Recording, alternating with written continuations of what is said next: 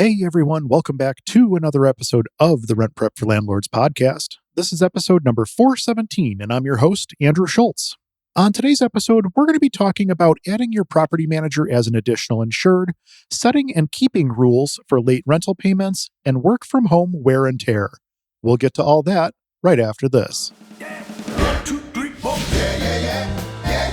Welcome to the Rent Prep for Landlords podcast. Now your host, Andrew Schultz.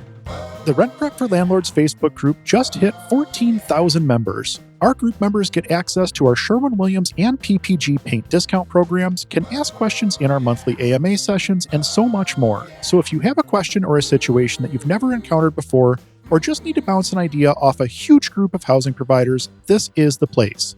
If you haven't checked it out yet, do it today over at facebook.com/groups/rentprep. Don't forget to mention the podcast when answering the questions so we know how you found us.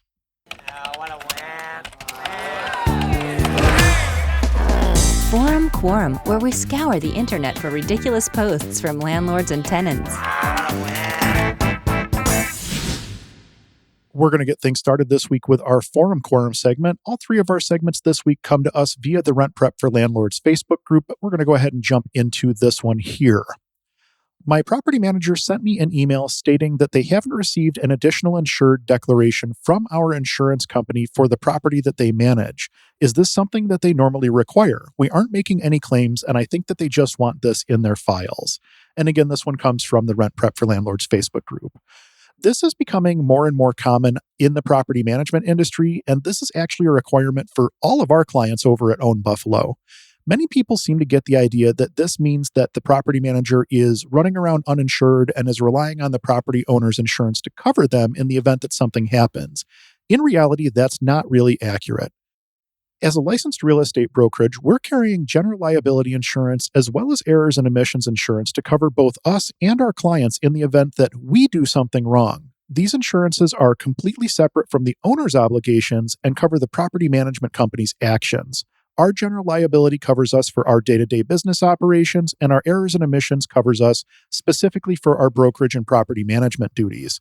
Now, property owners also need to have insurance coverage for their properties. This insurance would cover things such as property damage, trips and slips by tenants or guests, fires, things of that nature. Depending on the policy, the property owner may also have things such as flood coverage, loss of rents coverage, additional liability coverage, etc. Without being named as an additional insured, the property manager has no coverage in the event of an incident at the property, but still carries liability as a hired contractor. Your property manager is asking you to add them to your insurance as an additional insured, and that should not be seen as a red flag. Actually, it's quite the opposite. It means that you have a property manager that understands the risks involved in the rental industry, and he wants to ensure that both sides are protected as much as possible. Adding your property manager as an additional insured on your policy extends your coverage, your property coverage, to them. This is a good thing, as it means that your insurance company and the manager's insurance company are likely going to be working together in the event that something happens at the property. So let's use the example of a slip and fall. This is a situation where there could very well be negligence on the part of the tenant, the manager, or the property owner. For this example, let's assume that the tenant is the one at fault. There's two insurance companies that are going to be looking to present a unified front in that case because they're up against a common defendant.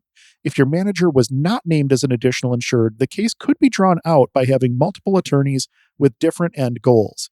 In addition, you're going to face more expense in this example since there are more parties and more attorneys involved. Adding a property manager as an additional insured does not give them the rights to your insurance payout in the event of a claim.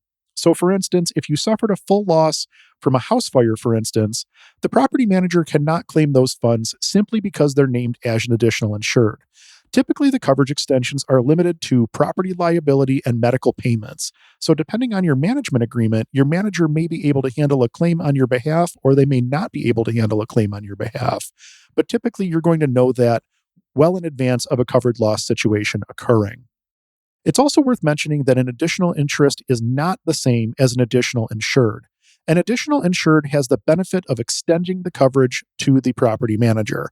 An additional interest essentially only means that the property manager is going to get notifications that a policy has renewed, changed, or canceled. There's no extension of coverage, so the property manager is still at risk. Typically, there's not a huge cost to add an additional insured. Most insurance companies will do this at no cost, and I have seen some insurance companies that do charge a small fee for it in limited instances. Being added as an additional insured has become much more commonplace in the past few years, and most insurance companies are able to add your manager pretty easily. Typically, this can be done in a phone call or two to your agent, and the rest of the paperwork typically winds up getting shuffled around via email. This is a pretty important topic to me as a third-party property manager, and it should be an important topic to anybody engaging in the property management industry. And I hope that this helps clear it up from the property owner perspective so that you can understand that your property manager is just doing what they need to do to ensure that everyone is protected. Water cooler wisdom. Expert advice from real estate pros. We're going to keep things going and move into our first of two water cooler wisdom segments. These both come to us via the Rent Prep for Landlords Facebook group as well. Let's go ahead and jump into the first one here.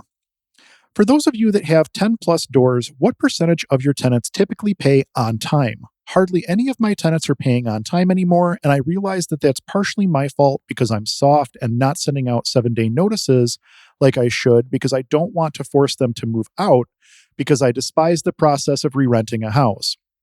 What's the best way to prevent being my tenant's bank, though? Are they allowed to make 3 late payments per year? 4th is an automatic eviction? What do you guys do? And again, this one comes to us via the Rent Prep for Landlords Facebook group. Rent collection has become increasingly challenging in 2023, it seems. In many markets, rents have jumped up substantially, and income really has not jumped up to meet that demand. What we're finding when screening tenants is that it's harder to find someone that meets our 3 times the rent income qualifier. That makes sense. If rent went up 15% from $1,000 a month to $1,150, the income requirement went up from $3,000 to $3,450. That's not small potatoes to a family that may have just been making ends meet before.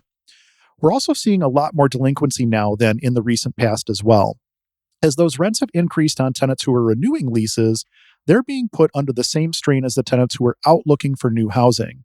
If their new rent is still under market rent, chances are that they aren't going to make a move, as then they would have to incur all the costs and headaches associated with moving, but they're still going to be paying more when all is said and done. But they are still feeling the impacts from rent increases, even if they're not moving. Over our entire portfolio of managed properties, we average a delinquency of about 5% of our total door count. So at any given time, about 5% of our units are either behind on rent, in a payment plan, or heading out to court for an eviction. I think our numbers are pretty good overall. The more doors you have, the harder it will be to ever be at 100% collection. So for where we are in terms of unit count, we're pretty happy with our overall delinquency. Having a good set of legally compliant rent collection rules can make your collection process a lot smoother. This starts with understanding the law in your state and in your municipality. So, for instance, here in New York, tenants have a 5-day grace period before rent can be considered late. There's also limits to how much you can charge for a late fee once that grace period has expired. The law specifies what notices need to be sent to the tenant, what those notices need to contain, and how they need to be sent. Screwing up any part of this process can set you back to the beginning, so it's important to understand what laws you need to follow and how you need to go about following them. Once you've done the research and understand what the process is for issuing a late rent notice, a pay or quit notice, or whatever the notice is called in your area, you should really be following that same procedure every single time. So for instance, if rent is due on the 1st and it's considered late on the 5th, you should be consistently issuing your late notices after that date. Don't sit on a notice either. Get it delivered as soon as possible.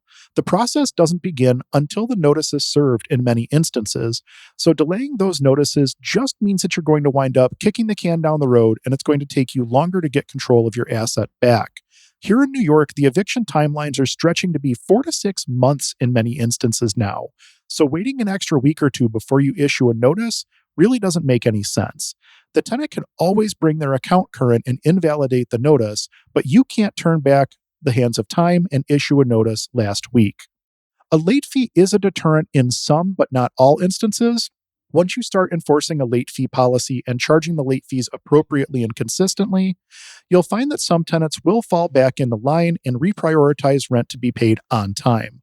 Others will continue to pay late, but pay the late fee, and some will wind up headed to eviction court. We allow every tenant one freebie per year, and then the late fee kicks in after that. More than 3 late payments in 1 year will result in that tenant being ineligible for lease renewal, so we also let them know about that as well. You mentioned in the question that you don't want them to move out because you despise the process of re-renting a house. I'm willing to bet that you despise not getting paid a lot more. Get those notices out and get control of your rental again. You'll be much happier with a paying tenant. Last but not least, our final water cooler wisdom segment of the week. Let's go ahead and take a look. With the switch to more people working from home, do you charge more for tenants working from home since there's generally more wear and tear? Thank you in advance. And again, this one comes to us via the Rent Prep for Landlords Facebook group. No, I don't think it would be appropriate to charge more when a tenant is working from home. We set our rental prices based on the market, the number of bedrooms, and the amenities offered at the property. We don't set rental price based on how many hours per day or per month someone's going to be using their apartment. I understand where the argument could come from, however. If someone is at home all day, working from home, chances are that there will be additional wear and tear in the unit. If there are utilities included, chances are that there's going to be some additional utility usage as well. But these are things that you should be factoring into your overall rent price when you're listing the apartment for rent or when you're renewing the lease. During COVID, we didn't bump everyone's rents up because everyone was stuck at home and kids were taking classes remotely. And we don't increase the rent on a stay-at-home parent or a retiree that's home more than those who are out working during the day. The flip side to that is that we also don't decrease the rent when someone goes on vacation for 2 weeks or if one person rents a 3-bedroom apartment. The rent was already determined based on the potential occupancy before we listed the place for rent. My recommendation would be spend some time looking at comparable rentals in your area and base your rents on that. Good luck in your tenant search. Do you know the difference between a notice to vacate and an eviction notice? Find out how to appropriately use both of these forms in your rental business. Visit rentprep.com/blog today for more information. That pretty much wraps up this episode of the Rent Prep for Landlords podcast. Thank you all so much for listening. We truly do appreciate it. Our goal with the podcast is to help as many people as possible make educated decisions when it comes to real estate, and you can help us to reach our goal. If you heard anything in this week's episode or any other episode that will help someone that you know, please do us a favor and share it with them. If you're looking to get in contact with me, I can be reached over at whatsdrewupto.com. From there, you'll find links to everything going on with me over at Own Buffalo, as well as other projects that we're working on. Grab a copy of our free deal analysis tool today over at whatsdrewupto.com. There's no obligation, and it comes with a companion video showing you how to use it. If you're looking for top-tier tenant screening services, head on over to rentprep.com. There are multiple products to choose from, including a tenant-paid option. If you're over 50 doors, ask about the enterprise-level programs and pricing. I've been an enterprise user of RentPrep for over a decade now, and it's absolutely changed the way that we screen our tenants. Check that out today over at rentprep.com. Again, thank you all so much for listening. We'll be back in 2 weeks with an all-new episode that you won't want to miss. Until then, I'm Andrew Schultz with OwnBuffalo.com for rentprep.com, and we'll talk to you soon.